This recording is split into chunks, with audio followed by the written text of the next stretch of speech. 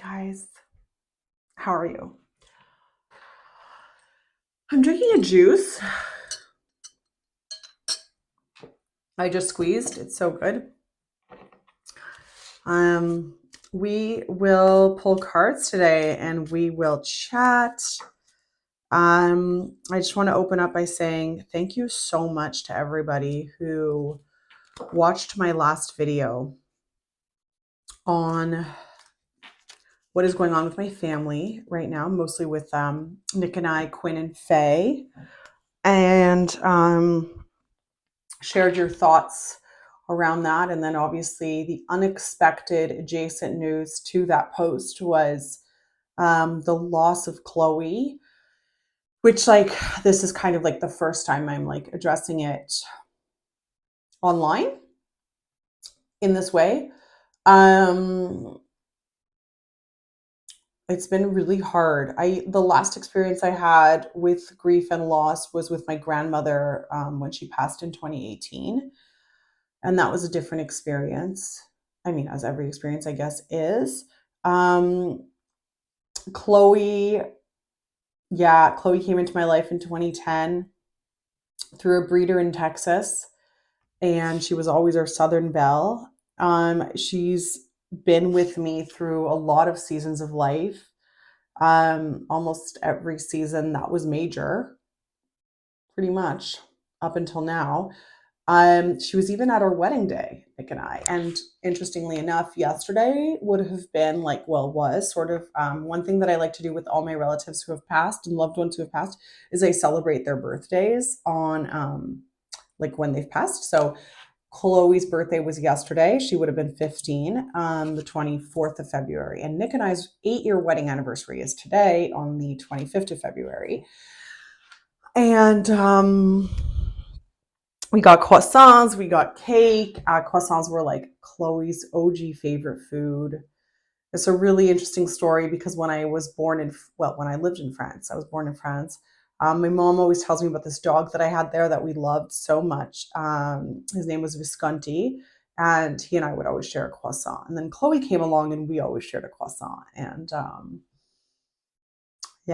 so today is like the first day that I feel light around the news. Chloe lived 15 years. So in that regard, it wasn't really a shock at all, and her her health wealth was declining in the last few months. And when I think about it with Nick, really in the past few years.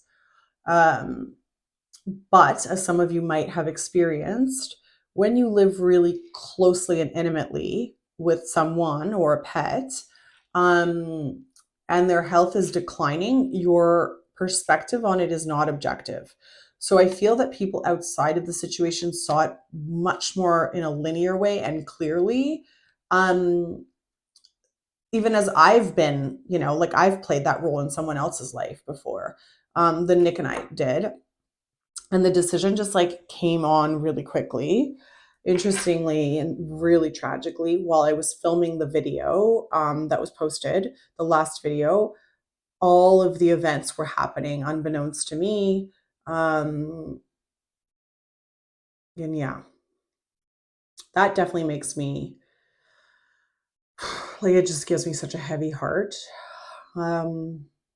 We miss her so much.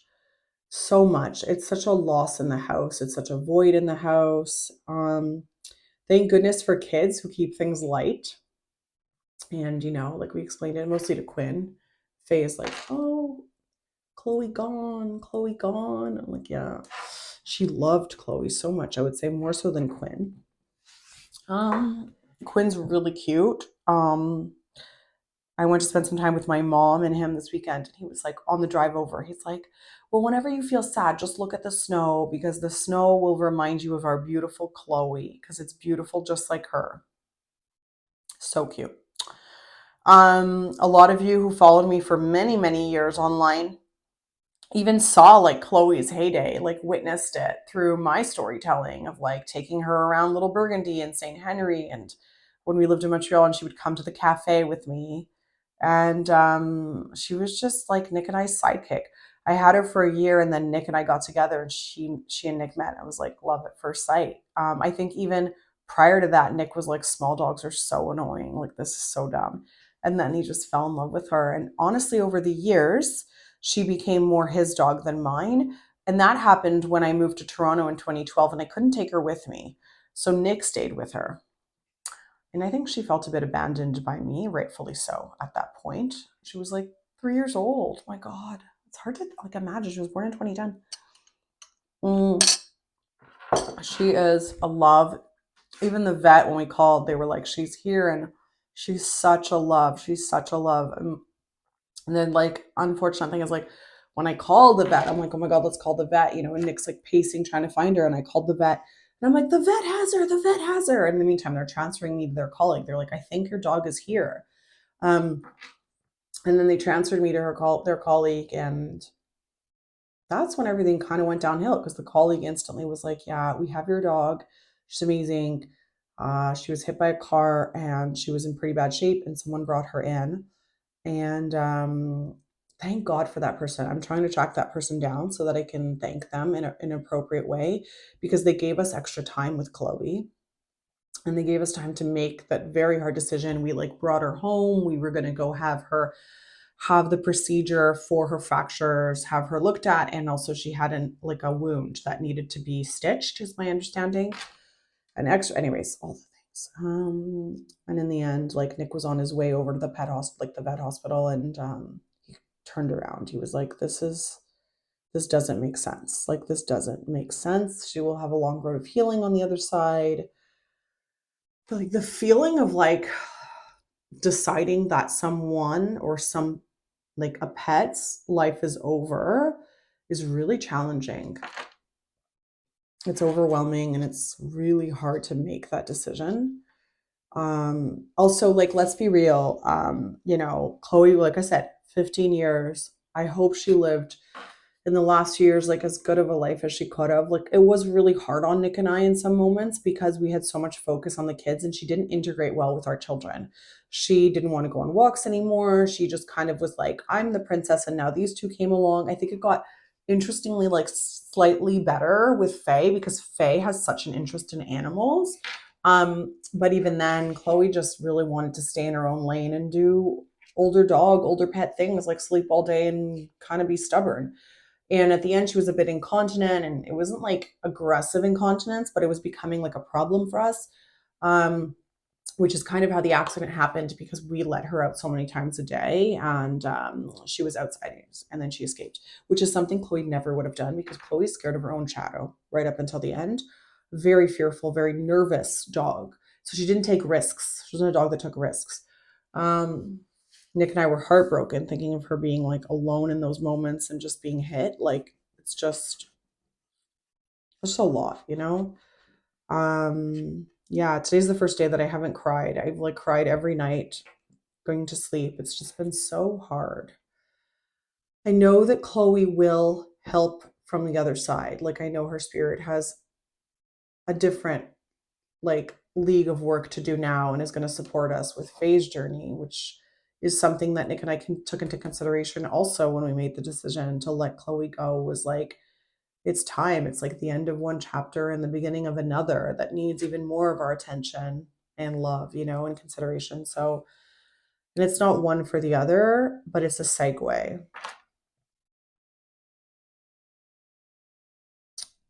It's so hard to integrate grief and loss in life, in a society that doesn't really understand how to place it. There's like not much respect for it really when I tune in. It's really hard. It's really hard. But Nick and I have each other, and we'll get through it. And anybody, I think often of anybody who's lost a loved one, lost a pet they love so dearly. It is it's part of life. I mean, it's part of life, but in the moment it is really, really crushing, and it's really challenging. Um the other thing too is, like, I was gonna say, is that like some of you might remember that like Chloe bit me on my index finger a few months ago. No, it was last month. It's like time is going so weird right now because winter just drags. But it was in January. We still have like an issue with that finger related to that. And that's not something she ever would have done, or like it was just the aggressiveness in the bite. If she bit me because I was trying to remove food from her, because that's the other thing. She got kind of nuts around food. Like she always was a food motivated dog, which was fantastic for training. But in the last years of her life, it really just took a turn where it became more of like, was more like senile than anything else, I guess. We didn't really want to see it that way. We couldn't really see it that way. We were just not objective about anything related to her. Um, and actually, so anyway, she bit me and it was really bad. It was really bad. And I won't even sugarcoat it. I like was so mad at her, and I was so mad at myself for prioritizing her well-being because I was trying to take food out of her that she shouldn't have been eating. When she just didn't care, and it was just the end of her, like the later years in her life, like she just didn't care. And I got such an injury that really impacted my well-being. I was besides myself. I was crying. I was frustrated. I was like, I had to go to the pharmacy to get my finger checked to see if I had to go to emergency, if it was infected, all these things. It was a lot. It was a lot. And after that moment, I was like yelling at Nick. I was like, she's your dog. Like, I'm fed up. And Nick was so mad. So there was that very real, like, difficult moments at the end of a life that's like at the end of its life, I guess. And that's also why grief and loss and endings are so difficult. They're so difficult because it is layered. I'm not going to sit here and pretend that Nick and I we're not pretending with each other that we weren't frustrated, with her, and that it was getting hard. For our trip coming up, we were like, who's going to take care of her? Because we used to just, up until this exact moment in time, anybody would offer to take care of her. But now we were like, we can't. She's not as reliable, and she has higher needs. She just needs a companion. She just needed a companion. She needed someone to be with her 24/7, ideally. And but because like it had to be a certain type of a companion, because like it couldn't be like someone who was retired, let's say, because she wasn't just sitting on the couch necessarily. Like she was doing that, but then she was also needing to go out like a lot during the day. I tried to like train her to use PB pads. Actually, that's like the point that I was going to make, was that in the last 6 weeks, Nick and I bought her this sort of, like, my mom sent it to me online. She was like, look at this cute setup for this dog. And we bought everything to like make her have sort of like an apartment dwelling within our house. And so it was like this dedicated space to her, because the kids, it was the point that like the kids, when they were eating at their little table, she would come and eat food like off of everything she could get. So we were like, we have to compartmentalize her while we're eating. And so I put a turf grass in there. We got her a couch. We put a couch in there, new stuffies, a new like just a new food dispenser, a new water dispenser, like a new nook, like everything could have like imagine. It was in this corner for her. She still felt confined, but she adhered well to it. Like we gave her her Kong, we gave her her treats. She would stay in there when we were gone. So there was like a proactive plan, but that plan, when I look at it, it was very much a reflection of like her needs and her state. So it's a time. Yeah. And I hope she's okay. I really do. So with that, being said, let's get into it. So, how to segue from a story of loss? Typically in this content, I will just be sharing, readings, and kind of like speak to the energy of the moment and what we're all sort of moving through. And I will say to that point, like, we are all moving through difficult times right now. Like 2025 is a more intense version of what we towed the line with in recent past years and really faced last year. 2025 is really bringing up what needs to go. And I will say, like, I think the more dedicated you are to facing those realities in your life, the harder the loss, the grief, the tests, the challenges are going to be this year. I know you guys are part of my collective through this grief. I know you guys are going through your own stuff as well, because this is our collective energy together here. And I'm not alone in this experience. My mic died yesterday during a reading, and I learned that if your mic dies, it doesn't record anything. So I have to pay more attention to this because I lost the reading because of that. So it's hard. Like, rest assured, I see you, and it is really hard. And I want to kind of like share these readings that I also publish on my channel on YouTube. They're different to the content that I publish. They're really dedicated to this space and to the YouTube community. For the space, they're different than the content that I share on Instagram. And I am doing, right now my books are closed for readings. I did that because I just couldn't handle doing readings for other people in a time when I'm processing and I'm kind of in a challenging, non-neutral place. I want to be fully neutral to be able to dedicate to paid readings. But yeah, so anyways, so I have Instagram and then this space. So welcome if you joined to kind of check out the story that I posted. I shared that there because I would have typically in the past shared that like on social media, but it's just not the place anymore to share these kind of like realities and raw truths and vulnerabilities. And like, we have to create a hub outside of those spaces to come together, to be together, to feel seen, to share, to share like in this kind of bubble nucleus, what we're moving through. So welcome to the community. I hope you'll decide to stay and be among us, because those who are here are like really amazing people. And they've been with me for a really long time. So the more dedicated we are to our community, like the more of you there are here, the more, the richer the content gets, essentially, So without further ado,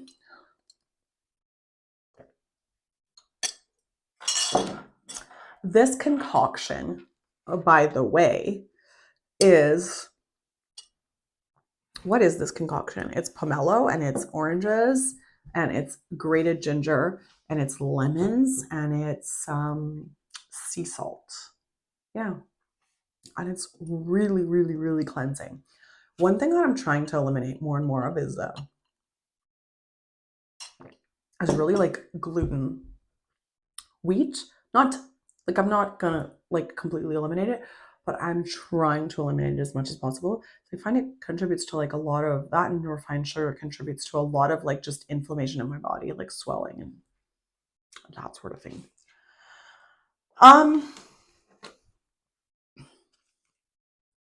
This is the deck. Let's kick things off.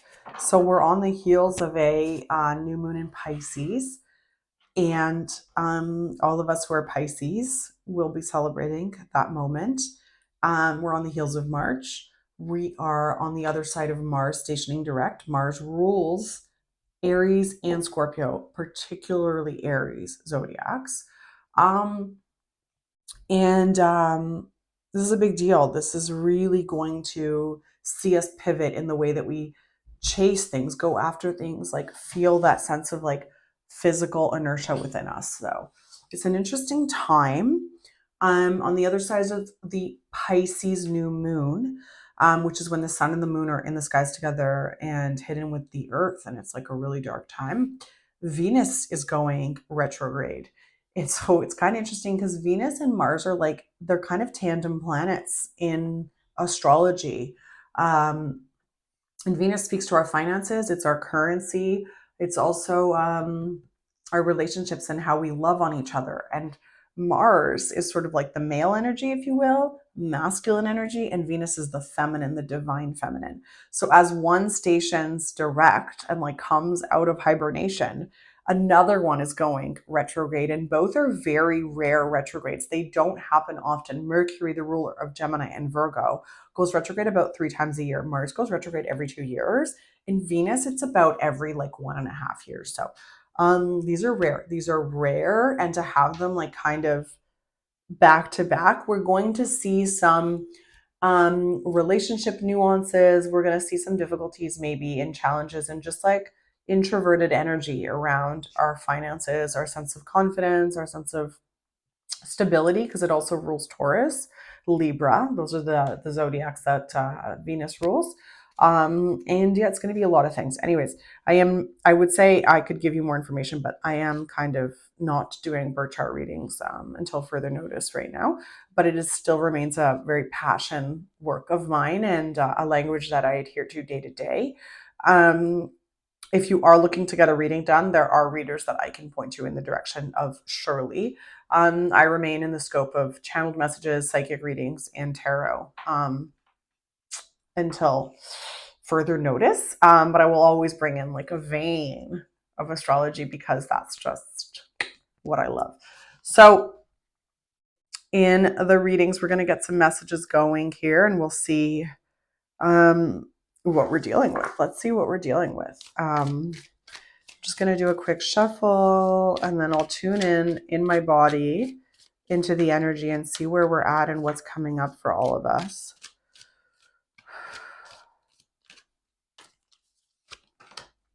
The Ace of Swords is here. Beautiful.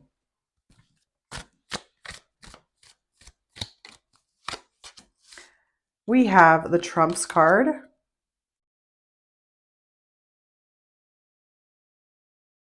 The Knight of Pentacles is here. The Three of Swords is reversed and the Fool card is here. Splitting the deck to the Ten of Cups with the Knight of Swords. Mars is here. Mars is here. And we'll talk about it in a second. I'm just going to tune in my body.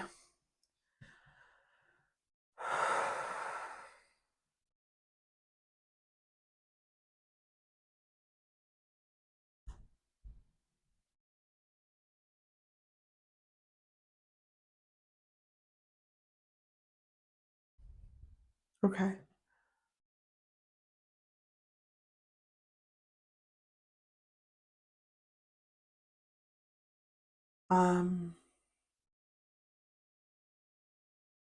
So the energy is really frustrated. It's extremely frustrated.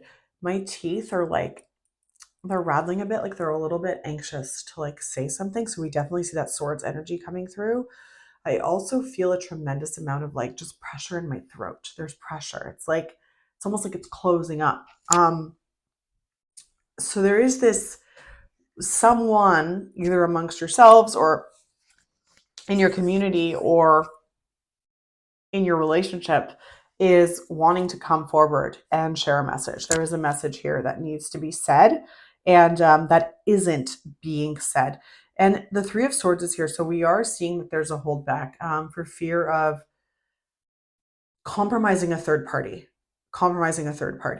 I would say that it's like a narrow holdback. However, because what I am seeing is this energy of like,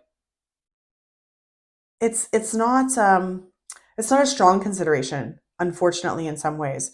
It's sort of like a mild consideration. Like there's this reflection about it, but there's an overwhelming sense of wanting to call in an opportunity, wanting to go after an opportunity, wanting to make an opportunity yours. I am also seeing like a tremendous amount of ego here. So what ego is it's this energy around our pride and around our conviction around what we deserve, if you will. What we are owed. We are seeing feelings. There's a tremendous amount of feelings in this narrative. And there's almost like this desire to temper our feelings, but also bring together the way we feel with our actions. Like we want to address our feelings. So let's get a little more information on what that's going on with that. I also see a sense of like wanting to have and hold something or someone potentially. There's definitely this desire to go after a target and a goal. Okay, which deck is coming to me next? We have this one coming to me next. So let's see what the next message is and we will get into it. Too many hats. Manifest your miracle. I have chills. Putting the deck to Not My Circus, Not My Monkeys, and Against the Clock. Against the Clock came up this morning too.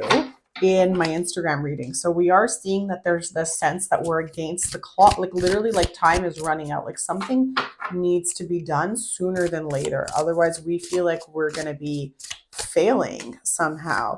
Blessing in disguise is reversed, forever young. Eat your words. So this card is very smug today. This card is so smug today. It's Marie Antoinette. It's very Venusian. It's like there's a sense of wanting to feel youthful, wanting to feel like young again, wanting to have that excitement again, wanting to be part of something. But at the same time, that thing that we want to be part of is also extremely overwhelming, like extremely overwhelming. So with the overwhelm, we're not able to get ahead. We're not able to make decisions that are in their sort of purest form, if you will. There is a prompt that it's a blessing in disguise. So like it's something that maybe you're not recognizing as such, but the way it's playing out is sort of happening for a reason. Let's see. What other deck am I going to go to now for a little more information? Can you guys show me which deck I'm supposed to use next? It's this one.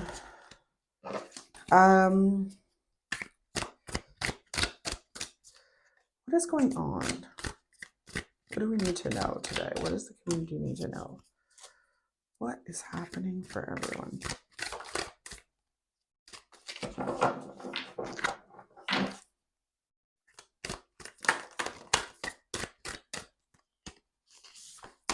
We have the Six of Cups. We have the Nine of Swords. Okay.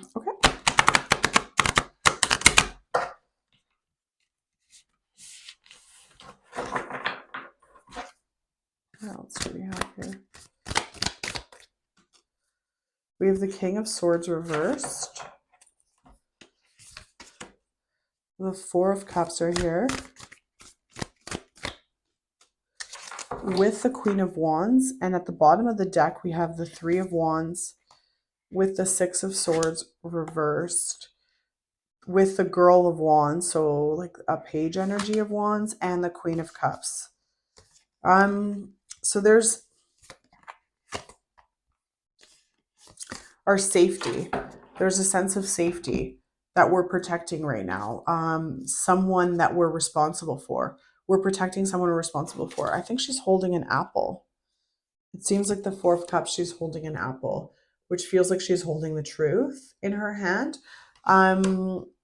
This card, however, the Four of Cups, is a sense of like feeling like temptation is there, and there's something that we're focused on that we don't have, that we're losing. So we are dealing with temptation right now. There's something from the past that's coming up, and it's the overwhelm has us completely depleted. Like we're extremely tired. We're so tired and mentally anguished. There's no sense of control, calm, or cool in this.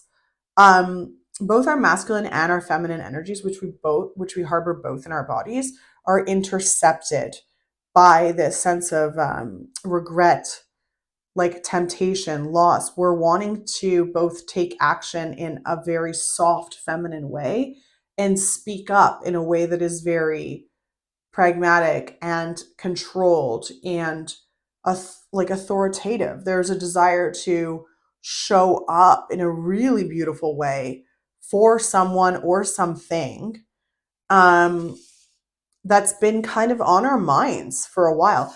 I'm going to do a Celtic cross for this just to see what comes up, and I'm getting called to that deck right there. So we will do this deck. I'm just going to move things out of the way here to do this. Alrighty. We're going to do a Celtic cross. So what is going on in this circumstance, in this situation? What do we need to know in this circumstance and in this situation? Four of Swords is crossed with the Ten of Pentacles. Nine of Pentacles, Two of Pentacles, the Magician, the Three of Wands, the Lovers, the Six of Cups, the Chariot. Can I get a signifier? Strength, the Devil, Nine of Wands. Bottom of the deck is the Six of Wands with the Yes card, the Mother Star with Death. All right. So the challenge in our circumstance right now is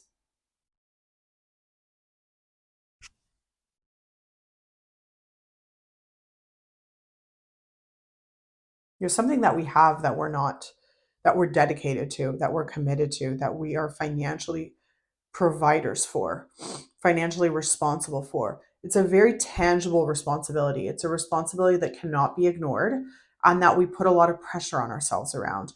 It might even have something to do with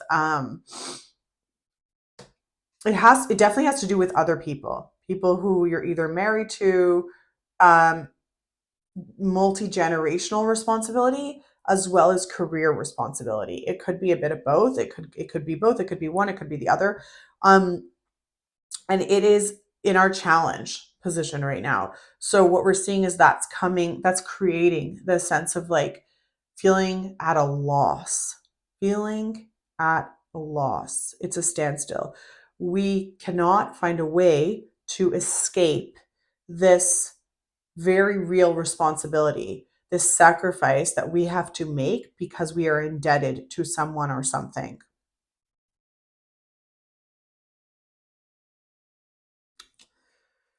We're coming from a place of questioning. Coming from this place too of having made these decisions to partner with something, to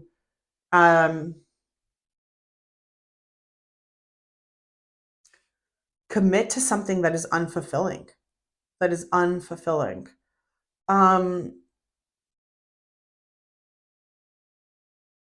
The interesting thing is that in your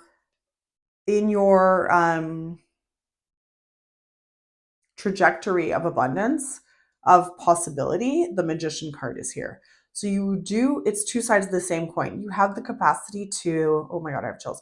You have the capacity to just kind of put on the hat, wear too many hats, and pull it off.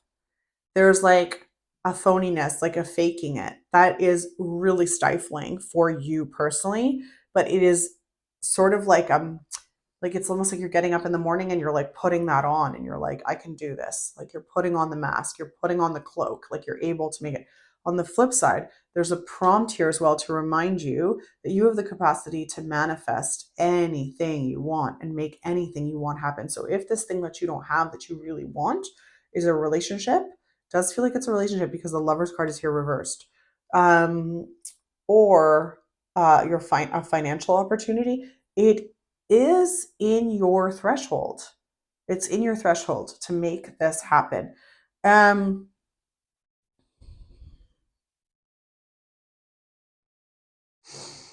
What we're seeing is the seeking. There's the seeking. You're like, the story's not done. It's not done. It's not going to stay here and end. The story continues to challenge you. The story continues to unfold. The story continues to see you seek an answer, find a solution, waiting for something to come to you to get that answer.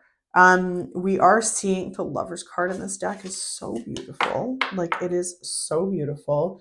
There is love in this situation, and either you and your partner right now are not, for some of you, it's you and your partner. You guys are just,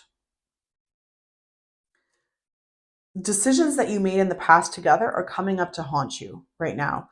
Or for others of you, you and your partner are not, it's not a good mix, and there's this desire to, sorry, it's not that it's not a good mix. For that other batch of you guys, I'm getting it's that there's someone else and there is a past story together. Oh, that is not able to move forward in the way that you want. It's like, it's so interesting. The story is split. It's so divided. Some of you, I feel sad.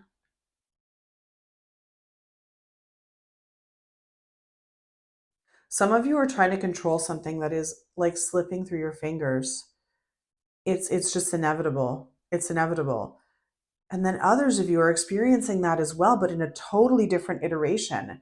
It's like there's someone that you desire so much, but it's your self-control is at a loss in this moment in time. You're really struggling to find your grounding in this and recognize yourself through these feelings.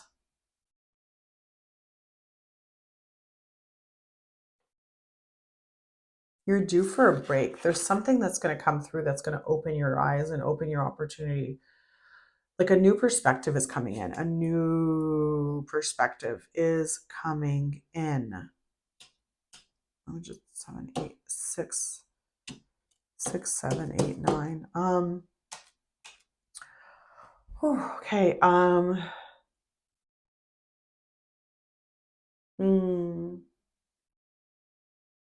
You've got so much strength within you, and there's so much desire for this person within you, but you're like completely at a loss and with your like what's plaguing you, what's plighting you. Like you can't escape the shackles of like these vices, this temptation. Like you're like wrestling with it. You're wrestling. It's like it's almost like you're fighting the tiger. Like you and the tiger are one. You guys are like enmeshed in that sense. Like it's like you're giving a lot of fight, some of you, to the pushback on this temptation. And then others of you are like, the temptation is bigger than me. And I'm just like overwhelmed by it. I'm just overwhelmed by it.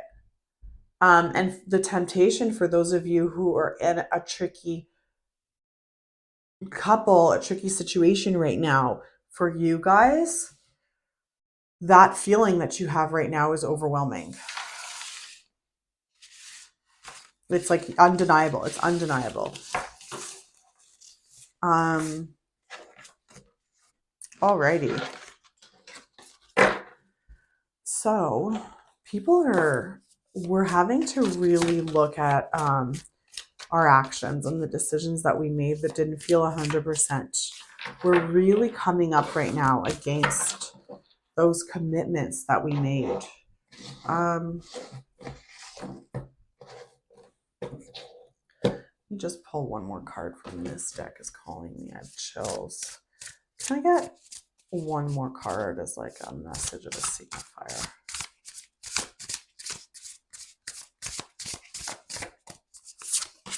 There we go. What a beautiful card. The snail and the huckleberry.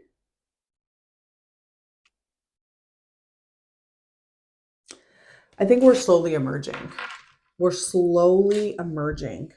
But the other thing, the card says the snail and the huckleberry, trust in the invisible.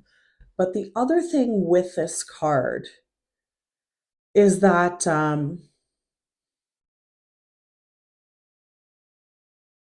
we have to be willing to be a little more vulnerable.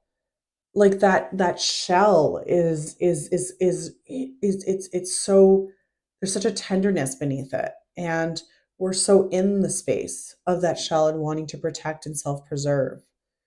But there's something else. There's something else that we desire and that is very meaningful and very important and relevant to us at this moment in time, and we won't be able to ignore it much longer.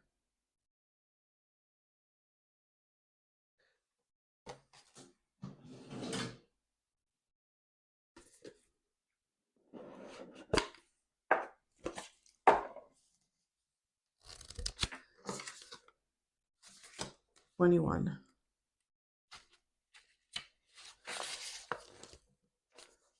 The determined and deliberate snail carries its home on its back. While it may seem like a simple, humble creature, the spiral of its shell portends great mystery, representing the cycle of life. Like the snail, the huckleberry is sometimes associated with smallness and insignificance. This is very important, even though it feels tiny, it's mighty in your life. A huckleberry in late 19th century slang was a person of little consequence. However, it is a powerful fruit that grows plentifully, offering life-sustaining nutrients to both humans and woodland creatures. Together, the snail and the huckleberry invite an appreciation for what is beneath the surface and trust in what cannot be seen.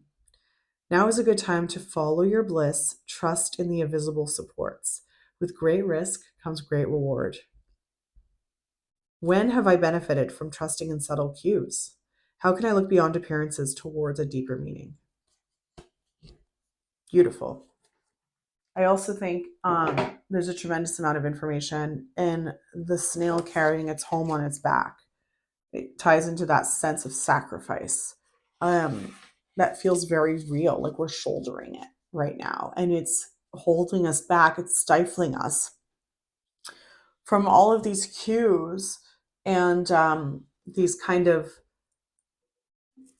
knocking at the door around what we really want and what is really meaningful to us. So we can't ignore that. We can't ignore that.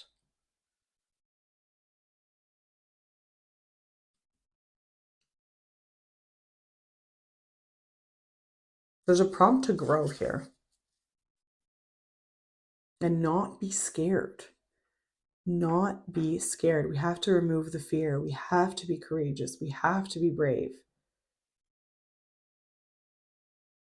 Even though we might feel like small and incapable in the face of the adversity that we have in front of us, we just have to stretch ourselves incrementally enough, and then we will realize that we can do much more than we're giving ourselves credit for.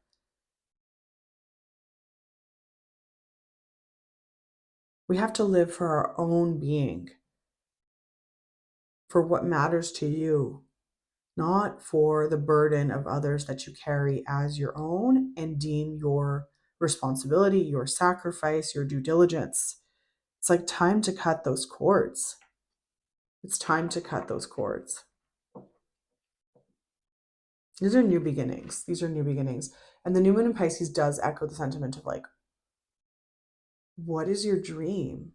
Your dream life, your dream partner, your dream commitments, your dream lifestyle. What are your dreams telling you? Who do you want to dream with?